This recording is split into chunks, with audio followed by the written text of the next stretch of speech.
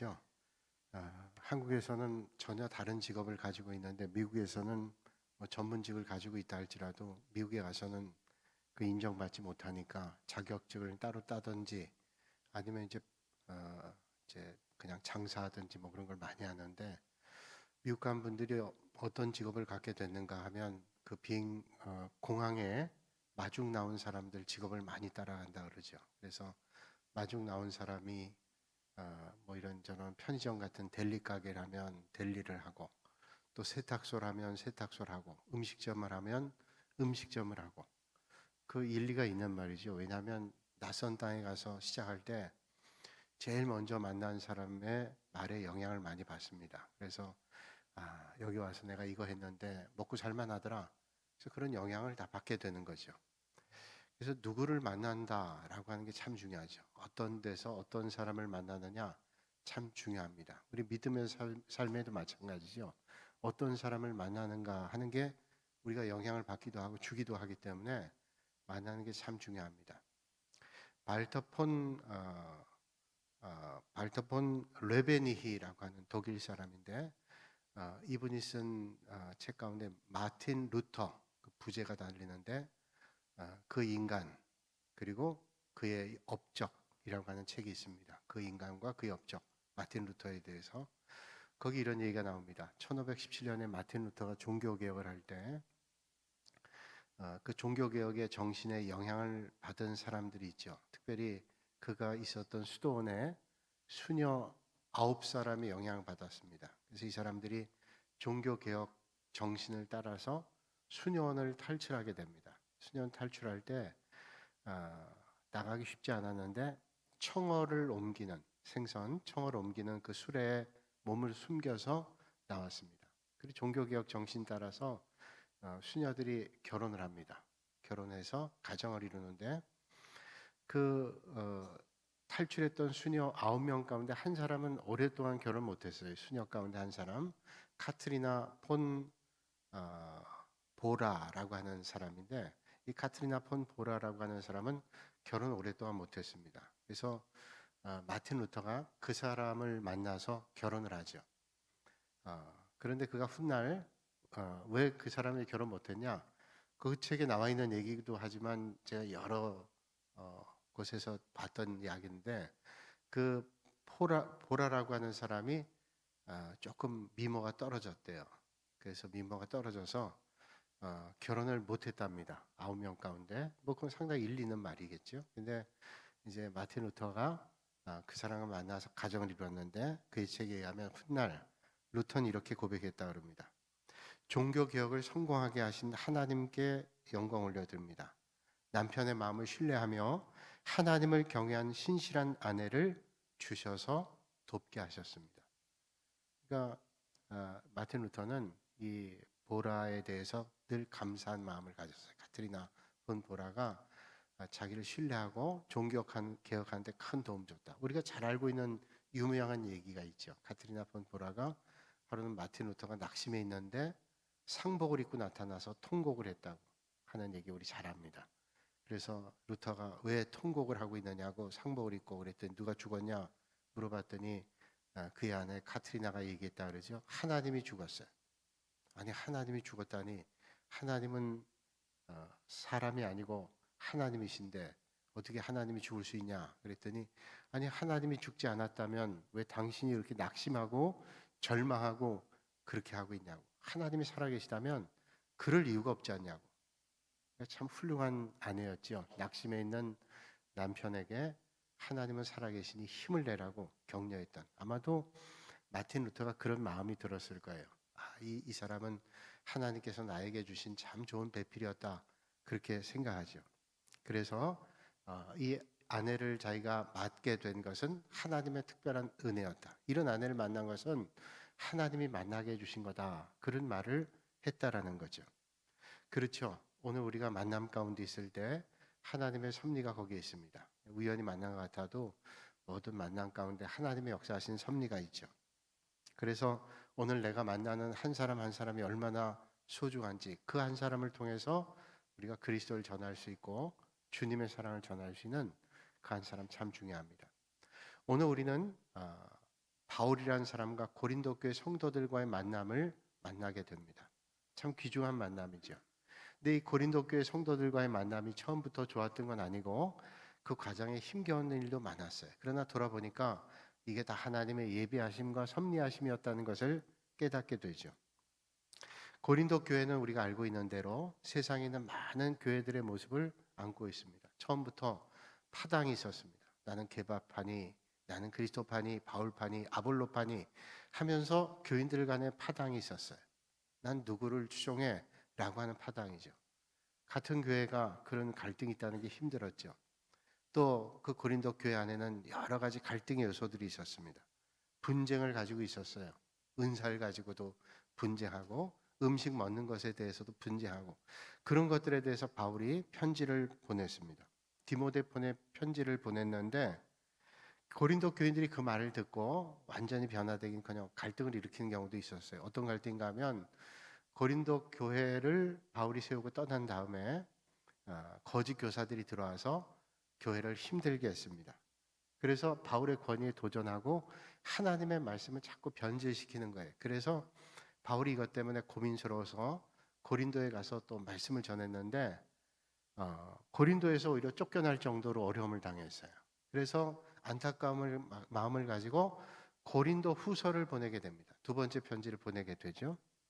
그게 바로 오늘 읽은 말씀, 이게 고린도 후서의 내용들을 담고 있는데 말씀을 읽다 보면 조금 다른 분위기를 가지게 됩니다. 바울의 모습과는 조금 다른 그런 모습들을 가지게 됐는데 거짓 그 교사들 또 거짓 선자들의 동조하는 자들을 교회가 엄격하게 처벌해야 된다. 내버려둬도 안 된다. 그렇게 편지를 보냈다가 나중에는 다시 이야기를 합니다. 저들이 회개하면 용서해야 된다. 또 너무 강한 그런 메시지 때문에 교인들이 상처를 받지 않을까 하는 그런 고민이 말씀에서 느껴지게 됩니다. 마치 우리가 자녀를 잘 되기 위해서 야단치잖아요. 혼을 내기도 하죠. 그런데 이 아이가 잘못되면 어떡할까? 삐뚤어지면 어떡할까? 그런 마음 가지고 노심초사하는 부모의 마음과 같은 그런 마음입니다. 그런데 고린도 교회의 소식을 디도라는 사람을 통해서 듣게 되는데 참 감사한 소식을 듣게 됩니다. 고린도 교회 성도들이 바울의 말을 잘 듣고 그 거짓 교사들 또 잘못된 영향 받은 사람들에 대해서 징계하게 됐고 또 회개하게 됐다라는 거예요. 참 고무적인 소식을 듣게 되죠.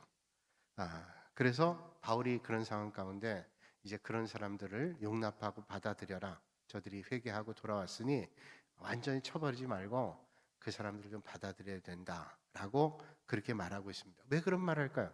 그 완전히 끊어놔야 되지 않을까요? 바울이 그런 말을 한 것은 가장 중요한 것은 바울이 징계하거나 처벌하는 목적은 뭐예요? 그 징계와 처벌의 목적은 구원받게 하기 위해서 그래요. 구원받게 하기 위해서. 믿음 안에 들어오게 하기 위해서 그런 거예요. 그런데 좋지 않은 영향을 줬기 때문에 사실은 끊어버리고 징계하고 처벌하라고 했는데 이제 그들의 삶이 달라지게 된다면 그들을 용납하고 받아들이라.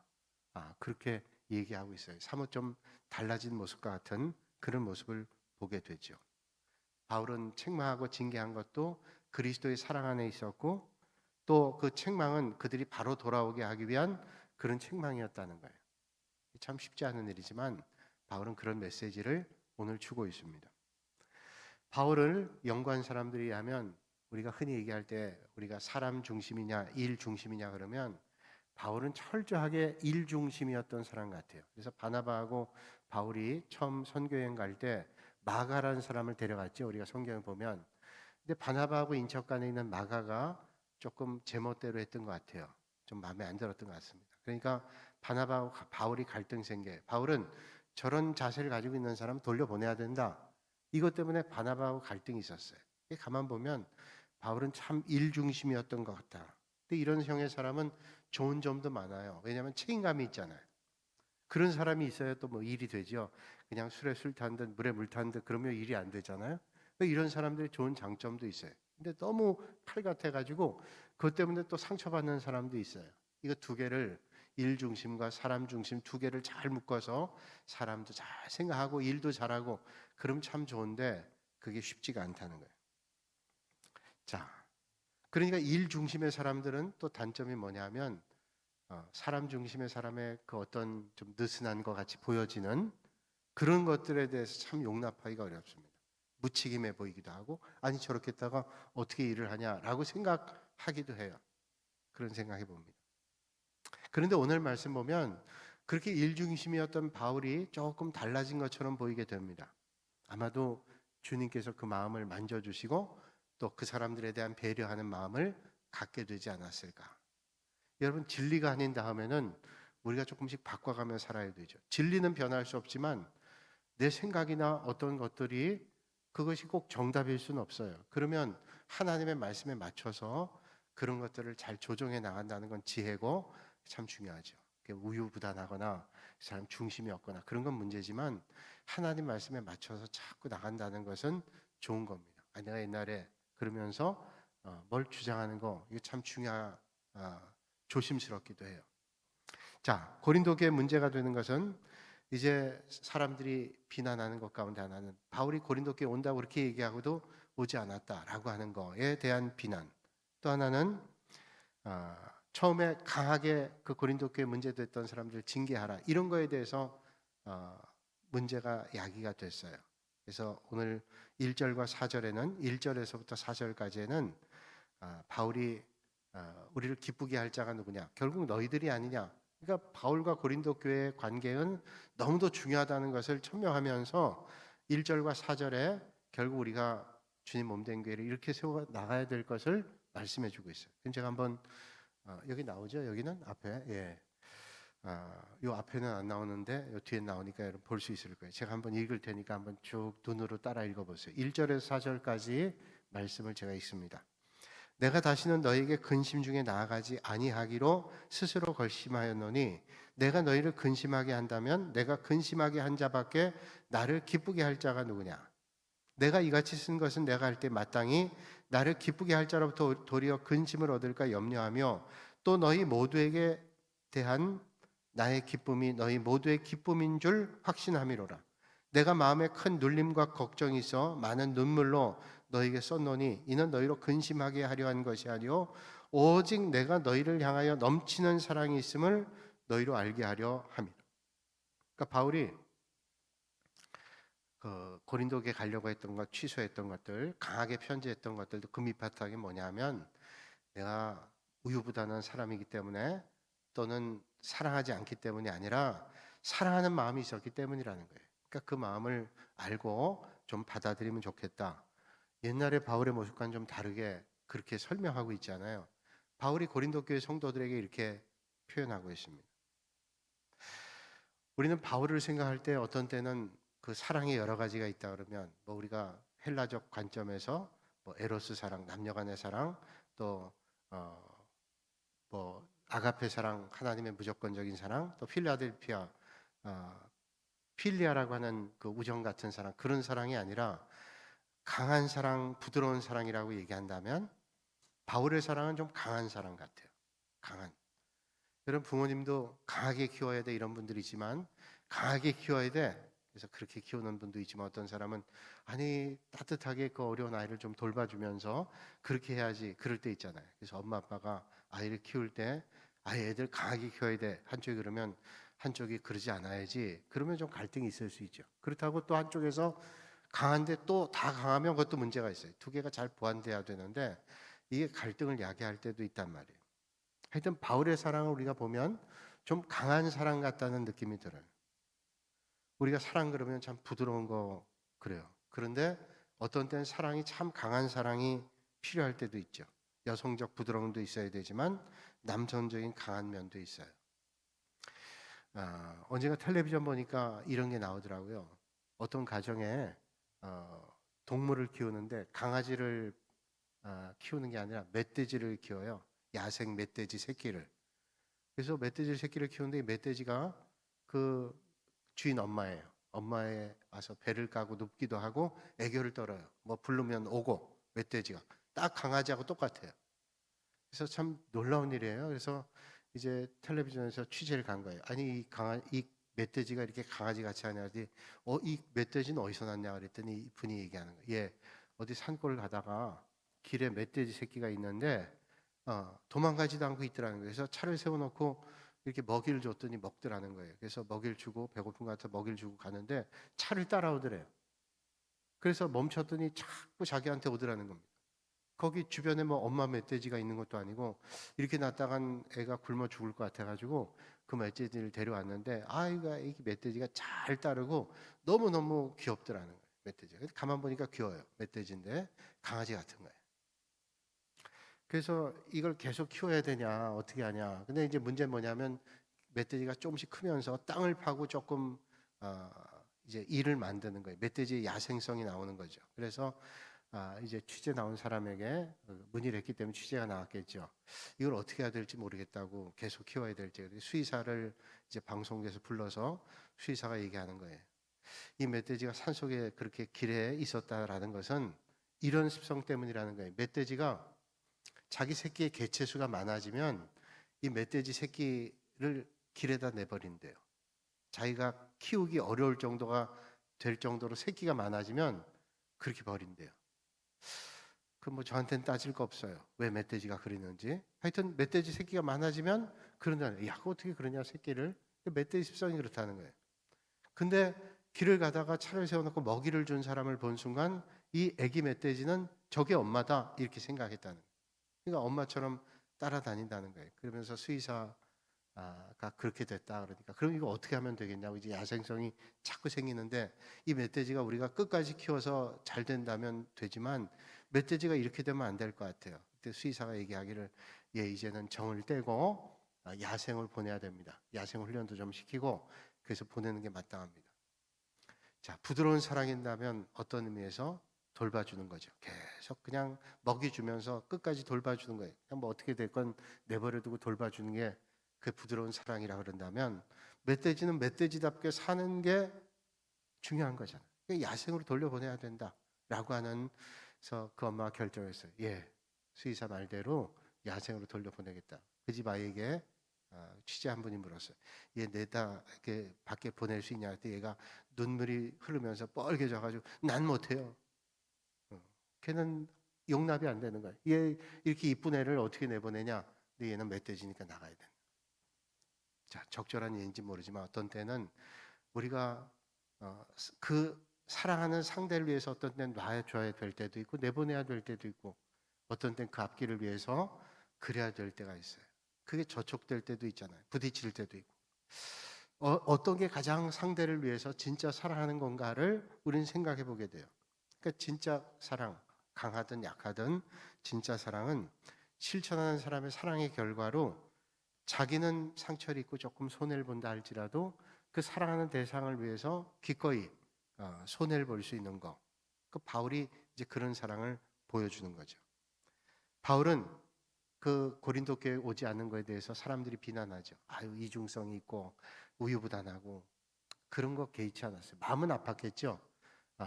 정말로 속을 다 까집어서 보여주고 싶은 그런 마음도 있었을 거예요. 그러나 구구하게 하지 않아요. 가끔은 변명했지만 그러니까 그런 모습을 보여주고 또 강한 편지 그 치료해야 된다, 징계해야 된다 그런 거 처음 보냈을 때에 대해서 비난했을 거예요. 이 바울이 사도라면서 사랑도 없고 자기 마음대로 하고 그런다는 비난도 있었을 거예요. 그런데 그게 정말로 중요한 것은 고린도 교회 성도들의 영혼 구원의 문제를 그는 고민했다는 거예요.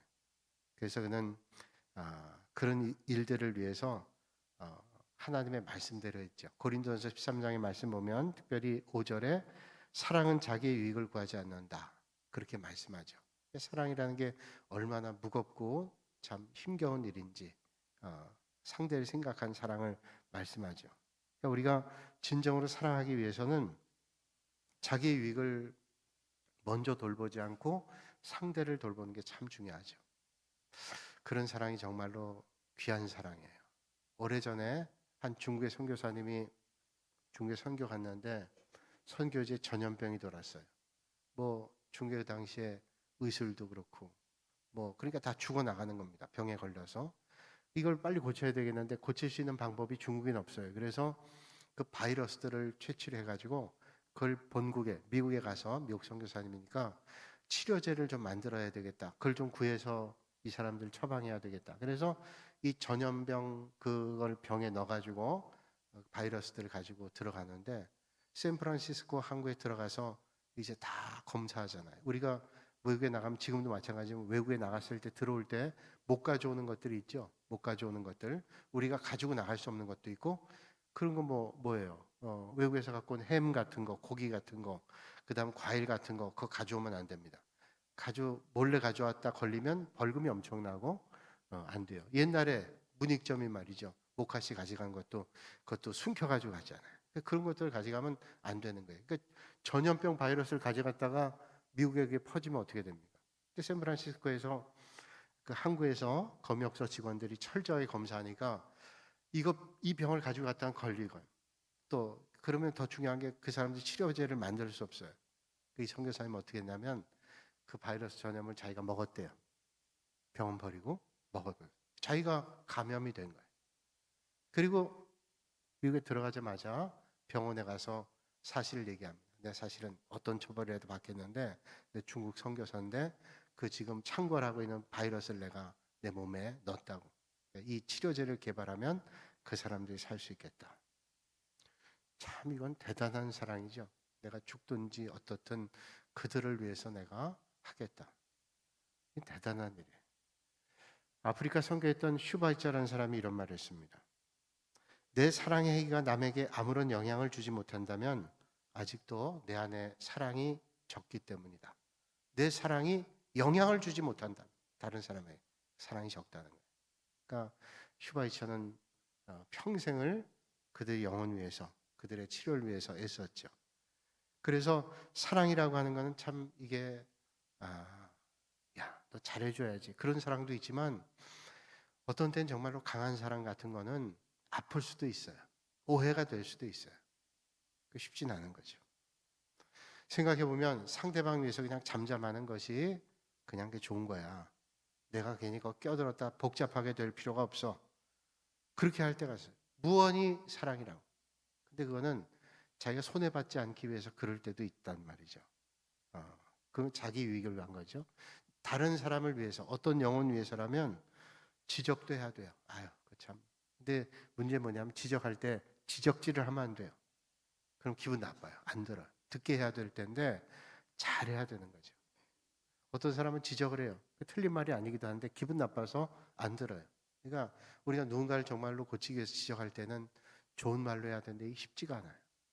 근데 정말로 우리가 사랑하는 사람을 위해서 하잖아요. 근데 우리가 좋은 말하고 항상 안 들리는 건 뭐냐면 내가 다 당신을 위해서 그래. 그런데 기분 나빠요.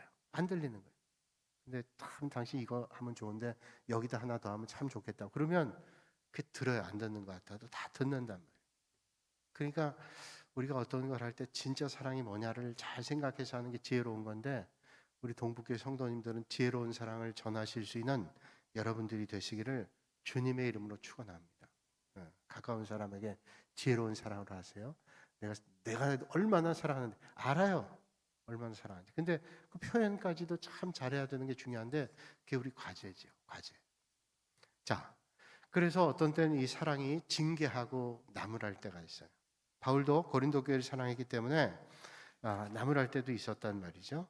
그렇게 나무라고 징계할 때도 있었어요. 사도 바울은 고린도 교회를 사랑했기 때문에 그 사랑이 없는 사도라고 만들고 자꾸 교회를 어지럽게 하는 사람들 처음엔 징계하기를 원했어요. 왜? 그 징계해야죠. 그냥 내버려 두는 것도 사랑이 아니에요. 왜냐하면 자꾸 바이러스가 옮아가는데 그 바이러스를 제거하지 않고 그냥 에이 어쩔 수 없어 그냥 우리 다 같이 병들어 죽자. 이거는 사랑이 아니잖아요. 그러니까 그건 제지해야 되는 게 맞는데 그러면서 그것도 얘기하죠. 오늘 5절 말씀 보면 근심하게 한 자가 있었을지라도 나를 근심하게 한 것이 아니요 어느 정도 너희 모두를 근심하게 한 것이니 어느 정도라면 내가 너무 지나치게 말하지 아니하려 함이라.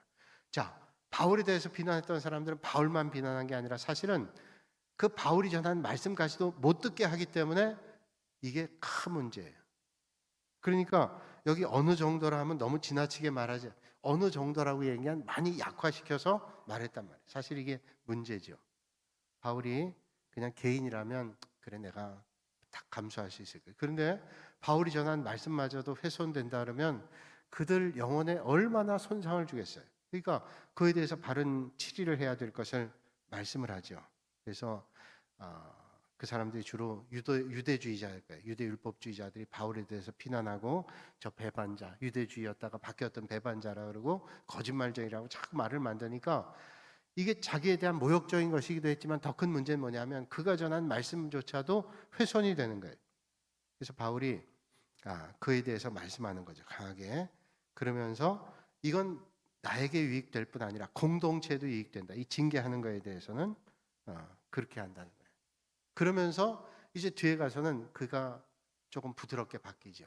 그가 회개했다면, 그들이 회개했다면 용서해야 된다. 그러니까 이제 그 뿌리가 바뀌면 완전히 뿌리째 뽑아야 돼. 그런 생각할 수 있지만 바울이 그들이 진짜 참회하고 돌아왔다면 받아들여야 된다. 왜? 징계의 목적은 그들이 구원받게 하기 위한 것이니까 그렇게 해야 된다라고 말씀하는 거예요. 그래서 6절로 11절에 이렇게 말씀합니다. 제가 읽어드릴게요. 앞에 있는 걸 가만 그 뜻을 생각하면서 그들 받아들일 뿐만 아니라 위로해 줘야 된다 말씀을 하는데, 자, 이렇게 용서하라는 거예요. 이러한 사람은 많은 사람에게서 벌 받는 것이 마땅하도다 그랬죠. 그런즉 너희는 차라리 그를 용서하고 위로할 것이니 그가 너무 많은 근심에 잠길까 두려워하노. 자, 처음엔 징계하라 그랬는데 용서하래. 회개하면 너무 많은 근심에 잠길까 두려워하네. 왜 근심에 잠길까 두려워할까? 보세요. 너희가 그러므로 너희를 권하노니 사랑을 그들에게 나타내라. 너희가 범사에 순종하는지 그 증거를 알고자 하여 내가 이것을 너희에게 쏘노라. 너희가 무슨 일이든지 누구를 용서하면 나도 그리하고 내가 만일 용서할 일이 있으면 용서한 그것은 너희를 위하여 그리스도 앞에서 한 것이니 이는 우리로 사탄에게 속지 않게 하려 함이라. 우리는 그 계책을 알지 못하는 바가 아니로라. 자, 회개하면 용서하라는 거예요. 만약에 내버려뒀다가 이제 그게 오히려 더 붉어지고 힘들어져서 마귀가 이걸 이용할 수 있어요. 여러분, 그런 일에 연루된 사람들이 삐딱해가지고 만약에 교회 분란을 더 일으키면 힘들어요. 그러니까 이 바울이 마귀의 계략이 그런 것들이 있기 때문에 그 사람을 잘해서 용서하고 위로하고 바로 돌아올수록 구원받게 하는 게 목적이지 않아요? 그러니까 이 징계라고 하는 것은 바로 그렇게 돌아오기 위해서, 사단의 빌미를 주지 않기 위해서. 여러분, 우리가 화가 나서 싸우잖아요. 싸운 다음에 그 밤을 넘기지 말라고 성경 말씀하죠. 그날 넘기지 말라. 왜 넘기지 말라 그래요? 시험에 들지 않도록. 그냥 꽁 해가지고 때문에 시험에 들기, 그런 경우가 많잖아요. 그러니까 우리가 시험에 들지 않도록, 마귀는 우리의 약점을 알기 때문에 그 마귀의 시험에 빠지지 않도록 우리는 조심해야 된다. 그러면 그 공동체가 오히려 그런 일들을 잘 극복하고 건강하게 될 수 있다는 거예요. 참 쉽지 않은 일이에요. 저는 그 말씀이 떠올라요. 맥스 루케이도라고 하는 분이 쓴 토비아스의 우물이라고 하는, 그분의 쓴 책에 나온 토비아스의 우물이란 이야기가 나오는데, 토비아스 우물이라는 것은 사막의 오아시스 있죠. 사막의 오아시스. 오아시스의 토비아스라는 사람이 주인이에요. 사막 한복판에 오아시스가 있으면 얼마나 많은 사람들이 샘을 얻어요. 샘물을 얻고. 근데 거기에 우물에 그 사막에 있는 그 마을의 주인이 토비아스라는 사람인데, 이 사람이 참 자비로운 사람이어가지고 그 동네 사막에 있는 오아시스에 있는 모든 사람에게 자기 샘에 있는 물을 다 공짜로 줘요. 그래서 다 그렇게 주는 게 있는데, 이제 그 사람이 자기 아들과 함께 여행을 떠나게 됩니다. 여행을 떠나면서 관리인에게 얘기하는 거예요. 내가 여행 가 있는 동안 여기 샘물을 필요하는 사람 모두에게 물을 줘라. 그렇게 얘기하고 떠납니다. 자기가 평소에 주는 것처럼 떠나면서 관리하는 사람에게 모든 사람이 물을 필요로 하면 물을 줘라. 물은 생명이다. 사막에서. 좋은 마음이죠. 그러고 떠났는데 관리하는 사람이 이런 마음을 가졌어요. 야, 내가 내 말을 잘 듣는 사람에게 물을 줄 거야. 이런 생각까지. 그래서 자기에게 잘 보인 사람, 인사한 사람, 뭘 가져온 사람, 이런 사람에게 물을 줬단 말이에요. 그러니까 사람들이 어떻게 됐냐면 여행 가 있는 몇 달 동안 사람들이 다 관리인을 보면서 관리인 눈에 들기를 위해서 애를 써요. 물을 얻기 위해서. 그렇게 완전히 그 공동체가 힘들어지게 된 거예요. 그러다가 어느 날 이제 여행 끝내고 먼저 아들이 왔습니다. 아버지 이제 조금 더 있다 오게 되고 아들이 왔는데, 보니까 이 오아시스 샘물을 갖다가 자기 마음대로 하는 거예요. 그래서 다시 바로 잡아가지고 모든 사람에게 샘물 공급을 했어요. 그러니까 사람들이 얘기하기를 저 나쁜 관리인 때문에 우리가 샘물을 그동안 눈치를 보면서 먹고 힘들었는데 저 관리했던 사람에게 물을 주지 마십시오. 아들에게 얘기했어요. 뭐 합당한 얘기일 수도 있죠. 저 아주 지 마음대로 지 것도 아닌데 그렇게 했으니까 그 사람을 징계해야 된다고. 저 사람은 물을 주지 말아야 된다고. 그렇게 얘기를 했대요. 아들이 그 사람들에게, 그런 말하는 사람들에게 이런 말을 했대요. 예, 여러분들의 심정은 충분히 이해가지만 우리 아버지의 뜻은 그 사람들에게도 물을 주는 거예요. 왜냐하면 모든 사람에게 물을 주라 그랬어요. 참 이게 보통 큰 사랑 아니죠. 바울이 징계는 했지만 그들이 돌아오면 회개하면 받아들여야 된다. 그리고 위로해야 된다. 왜? 궁극적인 건 그들은 구원받고 마귀의 괴계에 빠지지 않도록. 마귀가 또 부추겨가지고 힘겨운 삶의 자리를 만들면 어떻게 해요? 그래서 마귀는 그 약점이나 그런 것들을 가지고 자꾸 문제를 만들잖아요. 그걸 말씀하죠.